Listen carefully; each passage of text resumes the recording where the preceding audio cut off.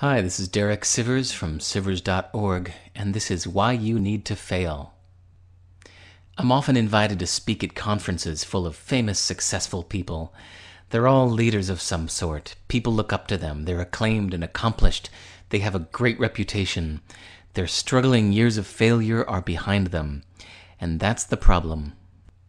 When you're green, you grow. When you're ripe, you rot. If you're not failing, you're not learning. So let's take a lesson from this and talk about 3 big reasons why you need to fail. First, if you're not failing, you're not learning. You know, the way you build muscle in a gym is you do something a little out of your capability so that the tiny little muscle fibers actually tear. Then, as they repair themselves, they rebuild a little stronger and a little bigger to adapt. That's why they say no pain, no gain, and it's the same with the brain. Look at these 2 sets of words for a few seconds. The second set is intentionally missing a letter in each word. So take 10 seconds to read both sides, okay?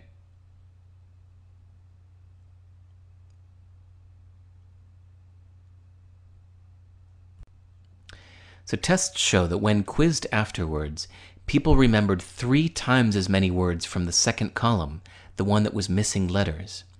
It's like when you saw the words with the blank spaces, you struggled with it for just a second, then you figured it out. But that 1 second of struggle made all the difference. To learn something effectively, you must make mistakes and pay attention to those mistakes. So let's look at a similar test. Everyone was given a paper with some facts. Group A studied the paper for 4 separate sessions. Group B studied only once, but then was tested 3 times and shown their mistakes after each test.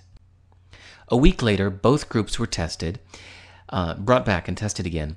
Group B scored 50% higher than Group A. That means that they had studied 1/4 as much, but learned far more. So, making mistakes, being in over your head and failing, this is proven to teach better than lots of advanced preparation. This is not just for memorizing, but for anything. Practicing music, for example. I went to Berklee College of Music, and our music teacher taught us that if what we're doing in the practice room sounds good, then it's not practice. Now I get what he meant. So some students would just play what they know, start to finish. If I was in the practice room, sometimes I could hear the student in the next room just playing everything start to finish perfectly.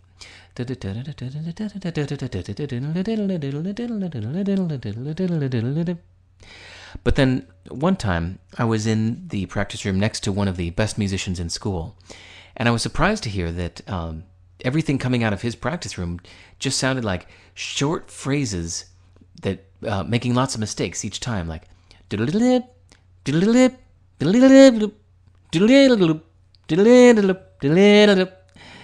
so lots of mistakes focusing on tiny little phrases. So, doing what you know is fun, but it doesn't improve you. The most effective way to improve at anything is to find what you're not good at, to find the painful, the difficult activities that will make you better, then do those things over and over again until you've got it.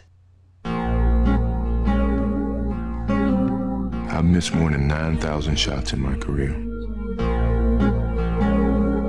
I've lost almost 300 games.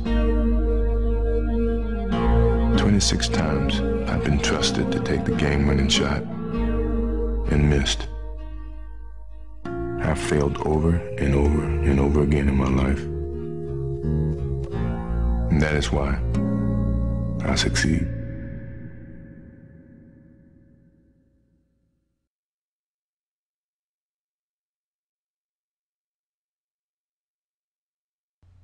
Okay, so reason number 1 why you need to fail is because if you're not failing, you're not learning. But it would be a shame for you to think these are just little academic experiments like, okay, I'll remember that next time I need to memorize word pairs. So instead, try to extrapolate this to your real life. Deliberate practice to improve skill is a fact. It's a neurological reality. So knowing that, how would you apply this to your life? If you just keep doing what you're good at, you're coasting, you've plateaued. You need to make a real effort to fail more. But a voice inside you is probably saying, failure is not an option.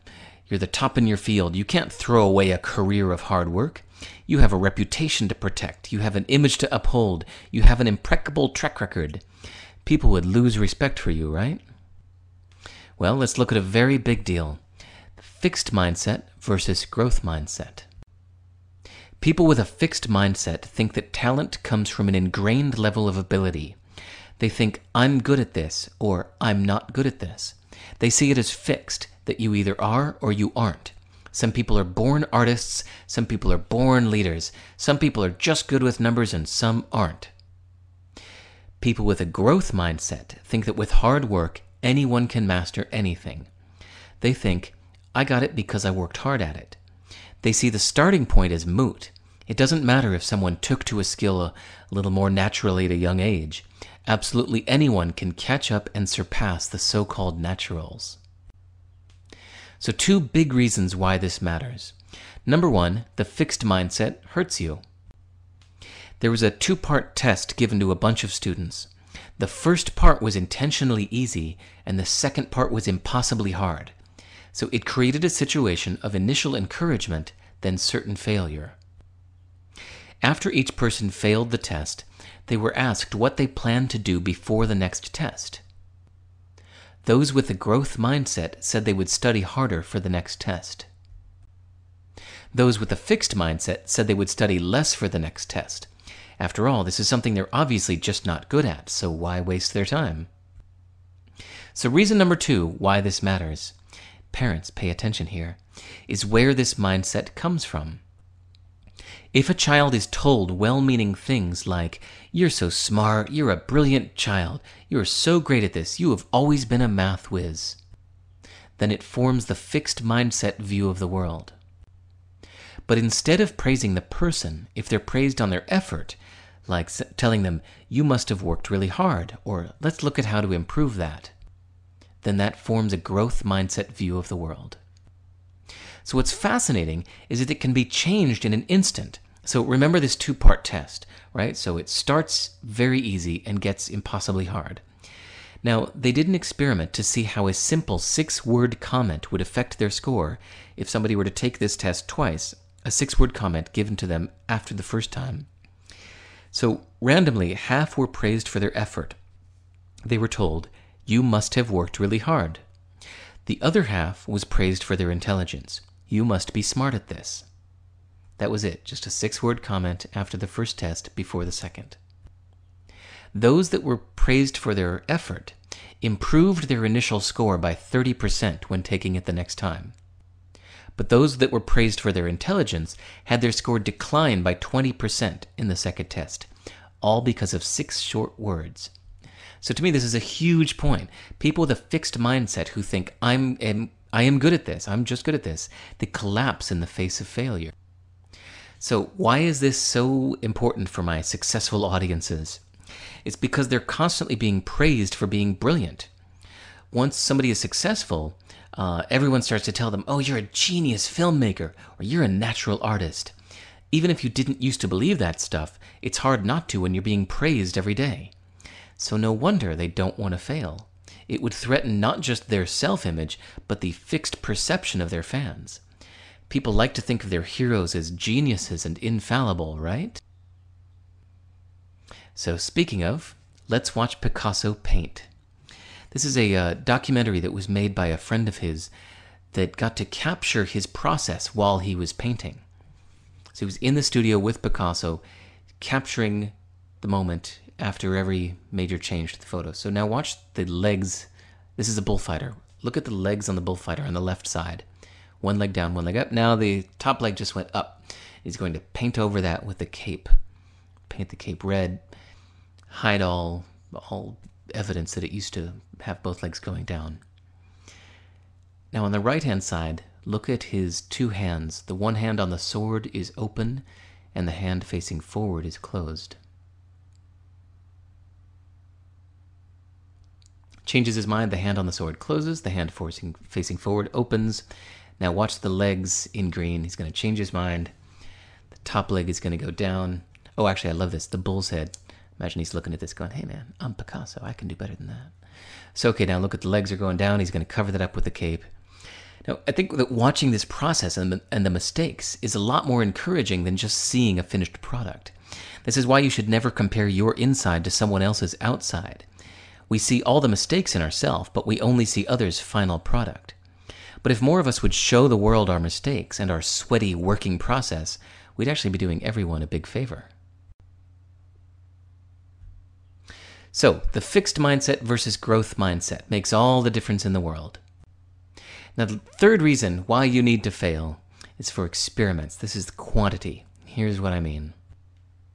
In music school, I took singing lessons. I had this great teacher where I would bring in a song and he'd say, okay, sing it to me the way you wrote it. So I would sing it, start to finish. Radio and TV shows taught her everything she knows.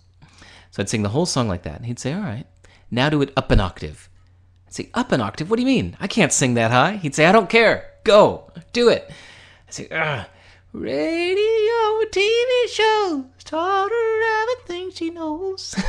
It sounded terrible, but by the end of 3 minutes of doing that, I'll admit that I tried some things that I wouldn't have tried otherwise. It gives you a new perspective on what you're doing. Then he'd say, okay, now do it down an octave. I'd say, but I can't sing that low. He'd say, I don't care, try, go. I'd say, radio and TV shows taught her everything she knows. Then he'd say, okay, now do it double speed. 1, 2, 1, 2, 3, 4. Radio and TV shows, taught her everything she knows. All of a sudden, I had to focus on my enunciation and phrasing. Then he'd say, okay, now do it half speed. 1, 2, 3, 4. And all of a sudden, when you're singing a song half speed, you have to really focus on where you take your breaths, and you find all these kind of nuances of space between the words and how you can use that. So then he'd even have me do some other things, like, okay, now sing it to me like Tom Waits would. Now sing it like you're Mick Jagger. That's it, stand up, prance around the room like Mick Jagger. Do it right, come on. So he'd run me through all these experiments. And when it was all done, he'd say, okay, now how did the first original go again? And I'll admit that after trying all these different ways, it made me realize that the first thing I did was just yet another experiment. It was an awesome reminder that everything we do is just one option. Everything is an experiment. So the question for you is, which one of these versions was a failure? None, obviously, right? It's a silly question. There is no such thing as failure if everything is just an experiment. So one last story to tie this all together. A ceramics teacher announced on opening day that he was dividing the class into 2 groups. Everyone on the left side only needed to make 1 pot all semester, and that 1 pot would be graded on its perfection. Everyone on the right side would be graded only by weight. He said, I don't care what you make, on the final day, I'm going to bring in my bathroom scale and we're just going to weigh it. Over 50 pounds of pots gets you an A, over 40 pounds gets you a B, 30 pounds a C, etc. I don't even care what it is, I'm not even going to look at it, just weigh it. Go. So, at the end of the semester, there was a surprising result. The works of the highest quality, when an outside observer was watching at the end of the class, were all the ones that were made by the quantity group, those that were being judged only on weight.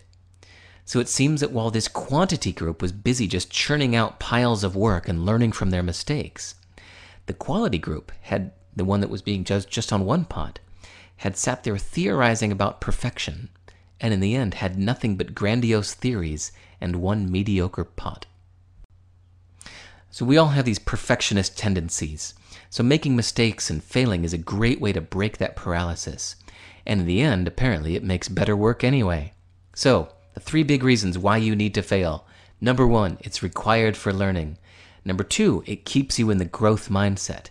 And number 3, it reminds you that everything is just an experiment. In musical terms, instead of thinking classical music, think jazz, where there's this great saying, if you're not failing, you're not trying hard enough. And lastly, it's a lot more fun. My name's Derek Sivers. I hope this was enjoyable. Thanks a lot. Bye-bye.